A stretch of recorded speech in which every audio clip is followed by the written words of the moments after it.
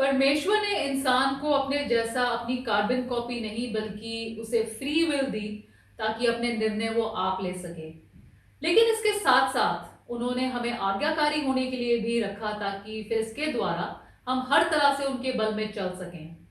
शैतान ने हमें अपने बल में जीत पाने का मंत्र दे दिया और इंसान को सदा के लिए अपने अधीन कर लिया। परमेश्वर की आज्ञा मान लेने से हम उनके साथ जुड़ते हैं और उनके दिए मकसद को भी पूरा करते हैं। शुरू करते हैं परमेश्वर के वचन से। परमेश्वर का वचन हमने यिर्मयाह नबी की पुस्तक उसका पहला अध्याय उसकी 4 आयत से लिया है। यहाँ इस प्रकार लिखा है, तब यहोवा का यह वचन मेरे पास पहुंचा, गर्भ में रखने से पहले ही मैंने तुझ पर चित्त लगाया और उत्पन्न होने से पहले ही मैंने तेरा अभिषेक किया। मैंने तुझे जातियों का भविष्यवक्ता ठहराया। तब मैंने कहा, हाय प्रभु यहोवा, देख मैं तो बोलना भी नहीं जानता क्योंकि मैं लड़का ही हूँ।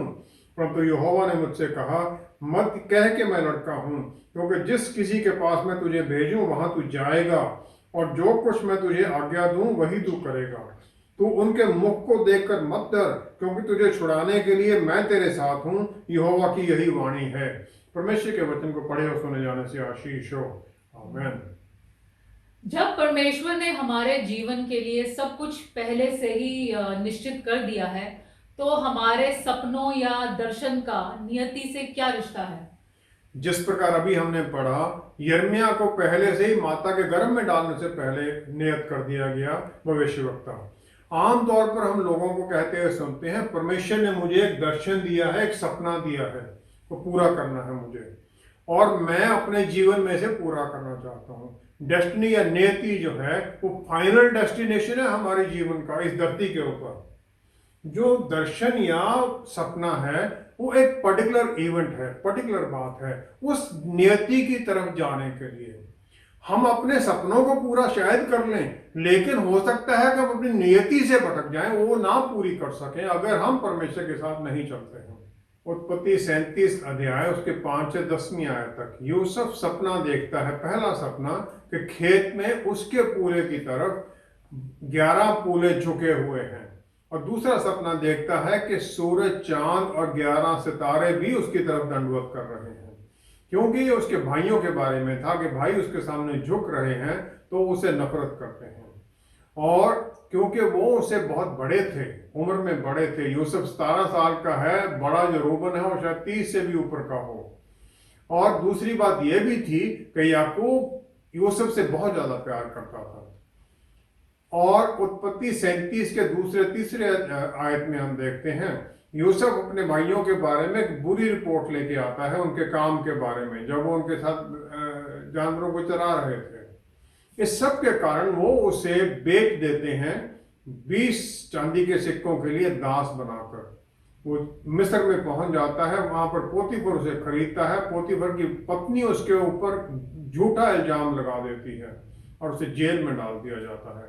आखिर में फिरौन उसे निकालता है जेल से ताकि वो उसका सपने के बारे में उसे बता सके।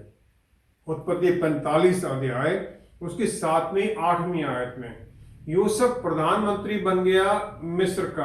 अकाल पड़ा हुआ है, उसके भाई उसके पास आते हैं, उसे पहचानते नहीं हैं, तो वो उन्हें बताता है। आखिर में वो कहता है, परमेश्वर ने मुझे तुम्हारे आगे इसीलिए भेजा कि तुम पृथ्वी पर जीवित रहो और तुम्हारे प्राणों के बचने से तुम्हारा वंश बढ़े। तुम लोग मत पछताओ, तुमने तो मुझे यहाँ 5वीं आयत में लिखा है, तुमने तो मुझे यहाँ बेच डाला, इससे उदास मत हो, क्योंकि परमेश्वर ने तुम्हारे प्राणों को बचाने के लिए मुझे तुम्हारे आगे भेजा है। God has sent me ahead of you. Yusuf की डेस्टिनी क्या थी, उसकी नियति क्या थी? वो सपने उसकी नियति नहीं थी, उसकी नियति थी अनगिनत जीवन बचाए जाए जब 7 साल का अकाल पड़े, और उसकी नियति है इजिप्ट का प्रधानमंत्री बनने की। पहला शमूएल 15 अध्याय 18वीं आयत और फिर 23वीं आयत में शमूएल नबी सॉल जो राजा है उसे कन्फ्रंट करते हैं। वो पहला इजराइल का राजा है, अमालेकियों से उसे लड़ने के लिए भेजा जाता है। परमेश्वर की आज्ञा उन्हें पूरी तरह से नष्ट कर दे। और फिर शमूएल नबी उसे कहते हैं तूने जो यहोवा की बात को तुच्छ जाना, इसलिए उसने तुझे राजा होने के लिए तुच्छ जाना है, क्योंकि तुमने उसकी बात को नहीं माना है, इसलिए तुम्हें भी परमेश्वर ने रिजेक्ट कर दिया है। फिर पहला शमूएल 10वां अध्याय उसकी 21 से 23वीं आयत में हम देखते हैं। पहला शमूएल 10वां अध्याय 21 से 23वीं आयत। यहाँ पर शमूएल नबी सौल को कहते हैं अभिषेक करने के लिए गए हैं। सौल छुप जाता है, वो नहीं बनना चाहता है राजा। जब वो खड़ा होता है तो वो सब लोगों से, कंधे से सिर तक सब लोगों से लंबा था। He was taller than everybody else. उसका एक इंप्रेसिव फिजिक था, लेकिन वो हर चैलेंज से डरता था। हालांकि परमेश्वर का ये वायदा था कि मैं तुम्हारे साथ हूं हर वक्त। वो चला, लेकिन उस नियति को पूरा करने में असफल हो गया जो उसकी नियति थी, इजराइल का राजा, एक महान राजा बनने की। मत्ती 19:27 से 28वीं आयत में पतरस रसूल प्रभु यीशु से पूछते हैं। 19वां अध्याय उसकी 27-28 आयत में प्रभु यीशु से पूछते हैं कि प्रभु, हमने सब कुछ छोड़ दिया और हम आपके पीछे हो लिए हैं, तो हमारा आगे क्या है? तो प्रभु यीशु कहते हैं, मैं तुमसे सच सच कहता हूं कि नई सृष्टि में जब मनुष्य का पुत्र अपनी महिमा के सिंहासन पर बैठेगा, तो तुम भी जो मेरे पीछे हो लिए हो 12 सिंहासनों पर बैठकर इजराइल के 12 गोत्रों का न्याय करोगे। ये उनकी नियति थी, उन्हें यह बता दिया गया था। और ये 12 में सब चुने हुए जितने 12 के 12 थे वो सब थे। प्रकाशित वाक्य 4था अध्याय उसकी 4थी आयत में हम देखते हैं। 4था अध्याय 4थी आयत में हम देखते हैं कि परमेश्वर का सिंहासन है, और उसकी 4थी आयत में उसके चारों ओर 24 सिंहासन है, और इन सिंहासनों पर 24 प्राचीन श्वेत वस्त्र पहने हुए बैठे हैं, और उनके सिरों पर सोने के मुकुट हैं। इन 24 में 12 तो वो जो पहले वाले 12 गोत्रों के हेड थे वो हैं, और 12 ये जो चुने हुए डिसाइपल्स थे, प्रभु यीशु ने चुने, वो हैं। तो नियति उनकी इतनी ऊंची थी, और यहूदा भी इनमें एक था। यूहन्ना 12 की 6ठी आयत में हम देखें, जॉन 15, यूहन्ना 12 6ठी आयत, 12 की 6ठी आयत में अगर हम देखें तो यहां पर जो इत्र लगाया गया प्रभु यीशु के ऊपर, यहूदा उसके लिए ऑब्जेक्शन करता है। वो कहता है ये इसे क्यों ना बेचकर पैसे गरीबों को दे दिए गए। लेकिन यहां लिखा है वह चोर था, और उसके पास उनकी थैली रहती थी, और उसमें जो कुछ डाला जाता था वह निकाल लेता था। वो चोरी करता था। हालांकि उसकी नियति कहां थी, लेकिन वो काम क्या करता था। मत्ती 26 फिर 14वीं आयत और 15वीं आयत। 26 की 14वीं 15वीं आयत में यहूदा इस्करियोती ने 12 चेलों में से एक था, प्रधान याजकों के पास जाकर कहा, यदि मैं उसे तुम्हारे हाथ पकड़वा दूं तो मुझे क्या दोगे? उन्होंने उसे 30 चांदी के सिक्के तोलकर दे दिए। 30 चांदी के सिक्के एक दास की कीमत थी, जिस पर उसने अपने प्रभु यीशु को बेच दिया। इससे पहले यहूदी लोगों ने प्रभु यीशु को पकड़ने की बड़ी कोशिश की, लेकिन यह माना जाता है कि प्रभु यीशु अपना रूप बदल लेते थे और उनके बीच में से निकल जाते थे, क्योंकि अभी उनका समय नहीं आया था। यहूदा इस्करियोती ने उन्हें किस करके पहचान का उन्हें संकेत बना दिया। जब उसने ये कर दिया, फिर उसके मन में बाद में जब सब कुछ होने लगा, प्रभु यीशु को उसने देखा पकड़ लिया गया है, वो नहीं निकले हैं, तो फिर वो जो 30 चांदी के सिक्के थे वो वापस देने जाता है, और फिर जब उसे नहीं लेते मंदिर में फेंक देता है, अपने आप को फांसी लगा लेता है। उनमें से एक चांदी का सिक्का ये माना जाता है कि सेंट असेला निन, उनका पैरिश चर्च है निन में, जो क्रोएशिया का बहुत पुराना शहर है, उसमें अभी भी रखा हुआ है। प्रेरितों की पुस्तक पहला अध्याय 25वीं आयत। जब 120 जो चेले थे उनसे वो बात करता है पतरस रसूल कि यहूदा इस्करियोती जो चला गया, उसके लिए जो जगह नियत थी उस पर चला गया वो, तो हम उसकी रिप्लेसमेंट चुने। यहूदा इस्करियोती के लिए एक जगह नियत की गई थी नरक में भी। यह माना जाता है कि उससे वहां पर भी कोई बात नहीं करना चाहता है, क्योंकि उसका गुनाह इतना बड़ा है। मत्ती 10 पहली 4 आयतें। प्रभु यीशु ने 12 चेलों को भेजा, जिसमें यहूदा इस्करियोती भी था। उन्हें अनक्लीन स्पिरिट्स पर पावर दी गई ताकि उन्हें निकाल सके। वो अपनी नियति को मिस कर देता है, और जो उसका वो सपना था धनी होने का, उसके कारण वो उससे कहीं दूर निकल जाता है। एजेकियल नबी की पुस्तक उसका 28वां अध्याय 12वीं आयत है, सैटन शैतान के बारे में लिखा गया है। वो स्वर्गदूतों में सबसे पहले बनाया गया। उसके बारे में, तू तो उत्तम से भी उत्तम है, तो बुद्धि से भरपूर और स्वांग सुंदर है। सबसे सुंदर था वो। लेकिन और फिर आगे है 14वीं आयत में, तू छाने वाला अभिषेक रूप था। मैंने तुझे ऐसा ठहराया कि तू परमेश्वर के पवित्र पर्वत पर रहता था। तू आग सरीखे चमकने वाले मणियों के बीच चलता फिरता था। परमेश्वर की हजूरी में रहता था वो। इतनी उसकी आशीषित जगह थी। और 14वां अध्याय यशाया नबी की पुस्तक, उसकी 12वीं 13वीं आयत में, यशाया 14 उसकी 12वीं 13वीं आयत में अगर हम देखें तो यहां लिखा है, तू अब कैसे काट कर भूमि पर गिराया गया है। क्यों? क्योंकि उसने ये मान लिया कि मैं मेघों से भी ऊंचे ऊंचे स्थानों के ऊपर चढ़ूंगा, मैं परम प्रधान के तुल्य हो जाऊंगा। वो परमेश्वर के बराबर होना चाहता है। नियति उसकी है परमेश्वर की हजूरी में रहना। कितना ऊंचे दर्जे का उसे जगह मिली थी। प्रकाशित वाक्य 20 की पहली आयत में डेस्टिनी मिस कर देता है, और एक स्वर्गदूत उतरता है और ऐसे बलशाली शैतान को बांध कर 1000 साल के लिए अधोलोक के उस खड्डे में बांध कर फेंक देता है। आखिर में उसे सदा के लिए उस नरक में रहना है। नियति क्या थी और कहां पहुंच गया? यूसुफ की नियति कहां थी? किस रास्ते से वो पहुंचा? यहूदा इस्करियोती की नियति क्या थी? कहां गया वो? शैतान की नियति क्या थी? वो कहां पहुंच जाता है? इस प्रकार हम भी अपनी नियति पर परमेश्वर के ऊपर आधारित होकर ही पहुंच सकते हैं। उससे अलग होना उस नियति को मिस करने के बराबर हो जाता है। क्या कारण है कि कोई भी परमेश्वर द्वारा निर्धारित नियति से बाहर निकल सकता है?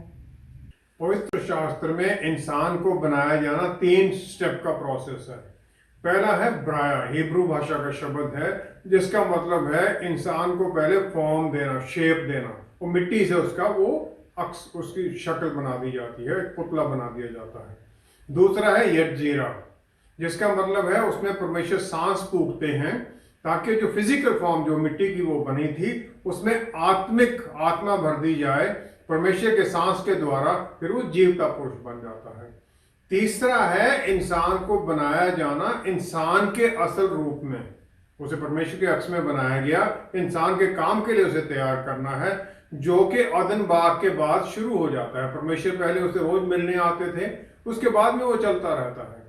प्रभु यीशु ने हमें ये पवित्र आत्मा परमेश्वर देकर हमें ये आशीष दी है हमारे बदलाव के लिए।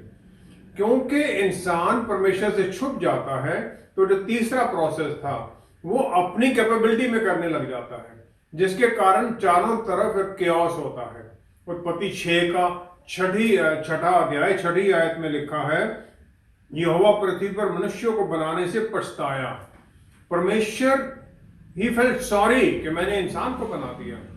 इंसान को बनाया गया था धरती पर अधिकार जमाना और उसे अपने वश में कर लेना। पूरा डोमिनियन उसे दिया गया था धरती के ऊपर, जो समुद्र और हर चीज जो उनके बीच में थी। लेकिन पाप के कारण वो शैतान की अधीनगी में आ गया। सरपेंट जो था परसुएसिव है, बड़े उसने उकसाया ईव को कि फल खा लो तो तुम इंडिपेंडेंट हो जाओगे, तुम अपना परमेश्वर खुद बन जाओगे, परमेश्वर के तुल्य बन जाओगे, या फिर तुम परमेश्वर के कंट्रोल में बने रहो, सबमिशन में बने रहो। वो और उसके बाद में पूरी इंसानियत, वही झूठ हमें दिया जाता है शैतान की तरफ से कि या तो इंडिपेंडेंट हो जाओ या फिर कंट्रोल में और प्रोहिबिशंस में आ जाओ। या तो ऑटोनॉमी ले लो, आजादी में आ जाओ, या और अपने आनंद जो अपनी इच्छाएं उनको पूरी करो, जो अट्रैक्शन जो उन्हें पूरी करो, या फिर अधीनगी में बने रहो। जो तीसरा स्टेप है इंसान को बनाने का, वो उसे सच्चा इंसान बनाने के लिए है, और इसमें वो इंटरप्शन आ जाती है। फिर याकूब की पुस्तक पहला अध्याय 13वीं 14वीं आयत में, जेम्स चैप्टर 1, उसमें लिखा है, यहां लिखा है, जब किसी की परीक्षा हो तो वह ये ना कहे कि मेरी परीक्षा परमेश्वर की ओर से होती है, क्योंकि ना तो बुरी बातों से परमेश्वर की परीक्षा हो सकती है और ना वह किसी की परीक्षा आप करता है। परमेश्वर ने इंसान के सामने चॉइस दे दी, फ्री विल दे दी, परमेश्वर को चुनो या शैतान को चुन लो, जीवन वाले वृक्ष को चुन लो या फिर वो जो बुराई और जो वाला ज्ञान का वृक्ष है उसके फल को चुन लो। जो नियति का रास्ता है वो उसमें शैतान तरह तरह की ऑब्स्टेकल्स लगाने लग जाता है, और परमेश्वर भी ये होने देते हैं ताकि इंसान के विश्वास को टेस्ट किया जाए, नियति पर पहुंचने के लिए उसकी फिटनेस को टेस्ट किया जाए। शैतान की पहला जो कदम है इस रोकने के लिए, पहला कदम क्या है? पहला कदम यह है कि इंसान को अपनी पहचान जाहिर करने में लगा लेता है ताकि उस पहचान के साथ लोग जुड़ने लग जाएं। मत्ती 4 पहला चौथा अध्याय पहली से लेकर 6वीं आयत तक वो प्रभु यीशु को कहता है कि अगर तुम परमेश्वर के पुत्र हो, उसके बाद में फिर वो सजेशन देता है कि अपने पर्सनल एडवांटेज के लिए, अपने सुख के लिए इसे कर ले। पहला है कि पत्थरों को बदल लो और रोटी बना लो और अपनी भूख का निपटारा कर लो। परमेश्वर की आशीष को अपने कामों के लिए इस्तेमाल करो, या फिर मंदिर की ऊंचाई से छलांग लगाओ, स्वर्गदूत तुम्हें संभाल लेंगे और फिर सब लोग मान जाएंगे तुम्हें। प्रभु यीशु जो पहला हिस्सा है, अगर तुम परमेश्वर के पुत्र हो, उसका तो वो जवाब भी नहीं देते, क्योंकि उन्हें पता है मेरा पिता के साथ रिश्ता क्या है, इसलिए वो उसकी जवाब देना अच्छा नहीं समझते, ठीक नहीं समझते। मत्ती 27 की 42वीं आयत, मैथ्यू 27 एंड 42nd वर्स, मत्ती 27 उसकी 42वीं आयत में जो यहूदी लोग हैं, चीफ प्रीस्ट हैं, 42वीं आयत में वो प्रभु यीशु से कह देते हैं, इसने औरों को बचाया और अपने आप को नहीं बचा सकता, यह तो इजराइल का राजा है, अब क्रूस पर से उतर आए तो हम उस पर विश्वास करें। क्रूस पर से उतर आए, जो उसका काम है उसको छोड़ दे, तब हम विश्वास कर लेंगे, शॉर्टकट। दूसरा है जो शैतान है परमेश्वर के लोगों को एक टेम्पटेशन देता है शॉर्ट सर्किट की, कि जो लंबा रास्ता है उसकी बजाय तुम शॉर्ट सर्किट सीधा रास्ते से निकल जाओ, शॉर्टकट मारो और हासिल कर लो जो तुम्हें करना है। मत्ती 4 की 9वीं आयत में वो प्रभु यीशु से कहता है कि तुम मेरी आराधना करो, इस दुनिया के जितने राज्य हैं मैं तुम्हें दे दूंगा, मेरी आराधना करो, मेरे अधीन हो जाओ, कि तुम अपना राज्य स्थापित करने आए हो, मेरे अधीन हो जाओ, मैं तुम्हें सब, तुम्हारा राज्य बन जाता है, जल्दी बन जाएगा। तीसरा क्या है कि हम अपना जो दर्शन हमें मिला है या सपना मिला है परमेश्वर की तरफ से, उसे पहले ही लोगों को बताने लग जाते हैं या किसी गलत आदमी को बता देते हैं। शैतान के हर पल यही एफर्ट रहते हैं कि हम उन लोगों का वो अपोजिशन में खड़ा रहे जो एक्टिवली परमेश्वर के राज्य में काम कर रहे हैं। एक विजन या मिशन जो दिया गया है, सपन या जो मिशन दिया गया है परमेश्वर की तरफ से उस इंसान के लिए है, और सीक्रेट कम्युनिकेशन है ये। अगर हम ये किसी के साथ शेयर कर देते हैं तो हमने वो जो सैंक्टिटी थी इंफॉर्मेशन की, जो कि सीक्रेट इंफॉर्मेशन थी परमेश्वर और मेरे बीच में, हमने उस सीक्रेसी को खत्म कर दिया। इसके साथ एक तो होगा शैतान की जो अंधेरे की ताकतें हैं वो हमारी अपोजिशन में आ जाएंगी, दूसरा जो परमेश्वर की हमें सपोर्ट मिलनी थी शायद वो भी ना मिले, चौथा है मिस इंटरप्रेट करना, वचन को अपनी तोड़ मरोड़ लेना, कॉन्टेक्स्ट से बाहर निकाल लेना अपनी जरूरत पूरा करने के लिए। मुझे कुछ दिन पहले एक इंसान ने कॉल किया कि पुराने नियम में जी वो जो महायाजक था उसके ऊपर तो पत्थर, कितने सुनहरी पत्थर वगैरह सब लगे होते थे। पांचवा है लैक ऑफ कमिटमेंट, हम जो हमें दर्शन मिला उसके लिए कमिटेड नहीं रहते, और फिर हम जो नियति उसे पूरा नहीं कर सकते, क्योंकि परमेश्वर चाहते हैं कि हमारी कमिटमेंट, जो उनके आज्ञाएं, उन्हें मानने के कारण ही हमें ये रिवॉर्ड मिलता है। बहुत लोग ये मानते हैं कि क्रिश्चियन जीवन जो है इसमें हर तरह की दुखों दर्दों से, सब तकलीफों से छुटकारा है। जो बहुतायत का जीवन है उसमें बहुतायत आनंद है, पैसे बड़े होंगे सब कुछ आनंद होगा, ऐसा नहीं है। परमेश्वर चाहते हैं कि हम सब कुछ वो झेलें।